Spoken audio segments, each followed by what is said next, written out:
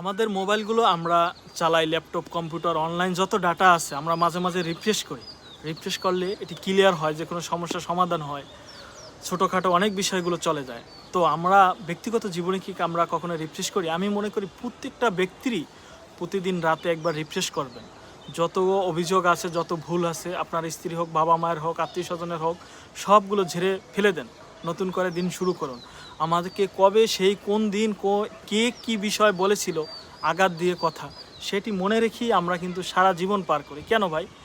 বাদ দেন না, রিফ্রেশ করুন না। আপনার স্ত্রীকে নিয়ে আপনার চলতে হবে, আপনার স্বামীকে নিয়ে আপনার চলতে হবে, তাহলে রিফ্রেশ করতে সমস্যা কী? সেই একটা অভিযোগ নিয়ে দিন দিন ঝামেলা করে লাভটা কী? সময়টা কিন্তু ক্ষণিকের। একটা দিন আমরা সবাই চলে যাব, সবাই মেহমান। মনে রাখবেন, দিনগুলো আপনি যেভাবে ইচ্ছা সেভাবেই পার করতে পারছেন। দিন কিন্তু চলেই যাচ্ছে, দিন থেমে থাকছে না। তাই রিফ্রেশ করুন, নিজেকে বারবার রিফ্রেশ করুন। আসসালামু আলাইকুম। সচেতন নাগরিকের সাথে থাকার জন্য ধন্যবাদ।